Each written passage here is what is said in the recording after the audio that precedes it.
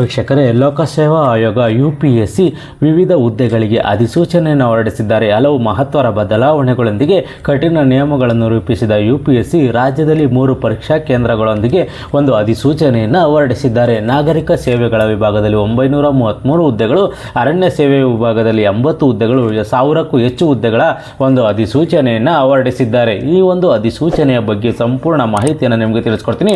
Video skip ಮಾಡ್ದಂಗೆ ಪೂರ್ತಿ ವಿಡಿಯೋವನ್ನು ನೋಡಿ. ವೀಕ್ಷಕರೇ, UPSC ಕೇಂದ್ರ ಲೋಕಸೇವಾ ಆಯೋಗದಿಂದ ಅಧಿಕೃತ ಪ್ರಕಟಣೆಯನ್ನು ಹೊರಡಿಸಿದ್ದಾರೆ. ನಾಗರಿಕ ಸೇವಾ ಪರೀಕ್ಷೆಗಳಿಗೆ ಅಧಿಸೂಚನೆಯನ್ನು ಹೊರಡಿಸಿದ್ದಾರೆ. ಹಾಗಾದರೆ ಯಾವೆಲ್ಲ ಹುದ್ದೆಗಳಿಗೆ ಅಂತೇಳಿ ಇವರಾಗಿ ನಾವು ನೋಡೋದಾದರೆ, ಭಾರತೀಯ ಆಡಳಿತ ಸೇವೆ IAS, ಭಾರತೀಯ ಪೊಲೀಸ್ ಸೇವೆ IPS, ಭಾರತೀಯ ವಿದೇಶಾಂಗ ಸೇವೆ IFS, ಭಾರತೀಯ ಆದಾಯ ಸೇವೆ IRS, ಕೇಂದ್ರ ಸರ್ಕಾರದ ಗ್ರೂಪ್ A ಮತ್ತು ಗ್ರೂಪ್ B ಸೇವೆಗಳಿಗೆ ಹುದ್ದೆಗಳಿಗೆ ಒಂದು ಅಧಿಸೂಚನೆಯನ್ನು ಹೊರಡಿಸಿದ್ದಾರೆ. ಈ ಒಂದು ಹುದ್ದೆಗಳಿಗೆ ಸಂಬಂಧಪಟ್ಟಂತೆ ನೀವು ಅರ್ಜಿಯನ್ನು ಸಲ್ಲಿಸಲಿಕ್ಕೆ ಕೊನೆಯ ದಿನಾಂಕ ಯಾವುದು ಅಂತೇಳಿ ನಾವು ನೋಡಿದರೆ ಫೆಬ್ರವರಿ 24 ಕೊನೆಯ ದಿನಾಂಕವಾಗಿರುತ್ತದೆ. ಮತ್ತು ಈ ಒಂದು ಹುದ್ದೆಗಳಿಗೆ ನಾಗರಿಕ ಸೇವೆ ವಿಭಾಗದಲ್ಲಿ 933 ಹುದ್ದೆಗಳು, ಅರಣ್ಯ ಸೇವೆ ವಿಭಾಗದಲ್ಲಿ 80 ಹುದ್ದೆಗಳಿಗೆ ಒಂದು ಅಧಿಸೂಚನೆಯನ್ನು ಹೊರಡಿಸಲಾಗಿದೆ.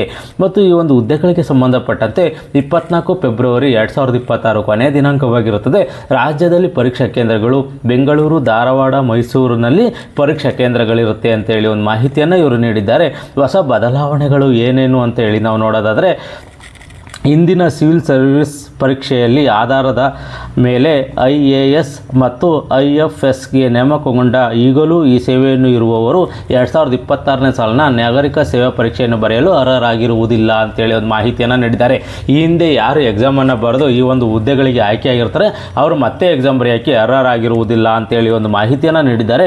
ಅದೇ ರೀತಿ CSE 2026 ಪ್ರಿಲಿಮ್ಸ್ ಮುಗಿದ ನಂತರ, ಅಂದರೆ ಮೇನ್ ಪರೀಕ್ಷೆಗೆ ಮುಂಚೆ IAS ಅಥವಾ IFSಗೆ ನೇಮಕವಾಗಿದ್ದರೆ ಇಂದಿನ ಶಿಫಾರಸಿಗೆ ಅನುಗುಣವಾಗಿ ಮೇನ್ ಪರೀಕ್ಷೆ ಬರೆಯಲು ಅವಕಾಶ ಇಲ್ಲ. ಈ ವರ್ಷದ ಪೂರ್ವಭಾವಿ ಪರೀಕ್ಷೆ ತೇರ್ಗಡೆಯಾಗಿದ್ದರೆ ಅವಕಾಶ ನೀಡಲಾಗುವುದಿಲ್ಲ ಅಂತೇಳಿ ಒಂದು ಮಾಹಿತಿಯನ್ನು ಇವರು ನೀಡಿದ್ದಾರೆ.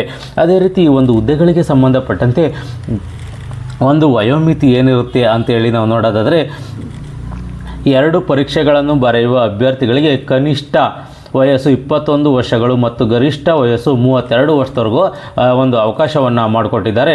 1994 ಆಗಸ್ಟ್ 2ರ ಮೊದಲು ಮತ್ತು 2005ರ ಆಗಸ್ಟ್ 1ರ ನಂತರ ಜನಿಸಿದವರಾಗಿರಬಾರದು ಅಂತೇಳಿ ಒಂದು ಮಾಹಿತಿಯನ್ನು ನೀಡಿದ್ದಾರೆ.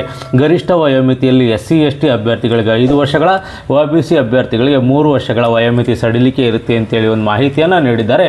ಈ ಒಂದು ಹುದ್ದೆಗಳಿಗೆ ಅರ್ಜಿ ಶುಲ್ಕವನ್ನು ನಾವು ನೋಡೋದಾದರೆ, ಸಾಮಾನ್ಯ ಅಭ್ಯರ್ಥಿಗಳಿಗೆ 100 ರೂಪಾಯಿಗಳ ಅರ್ಜಿ ಶುಲ್ಕವನ್ನು ನಿಗದಿಪಡಿಸಲಾಗಿದೆ.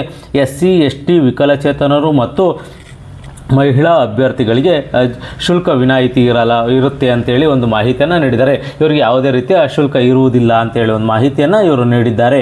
ಇದು ಆನ್ಲೈನ್ ಮುಖಾಂತರನೇ ಪೇಮೆಂಟನ್ನು ಮಾಡಬೇಕು ಅಂತೇಳಿ ಒಂದು ಮಾಹಿತಿಯನ್ನು ನೀಡಿದ್ದಾರೆ. ಮತ್ತು ಈ ಒಂದು ಹುದ್ದೆಗಳಿಗೆ ಸಂಬಂಧಪಟ್ಟಂತೆ ನಿಮಗೆ ಹೆಚ್ಚಿನ ಮಾಹಿತಿ ಬೇಕು ಅಂತಂದರೆ ಅಧಿಕೃತ ವೆಬ್ಸೈಟ್ ಆದ upsc.gov.in ಈ ಒಂದು ವೆಬ್ಸೈಟ್ಗೆ ಹೋಗಿ ಹೆಚ್ಚಿನ ಮಾಹಿತಿಯನ್ನು ನೀವು ಪಡ್ಕೋಬೋದಾಗಿರುತ್ತದೆ.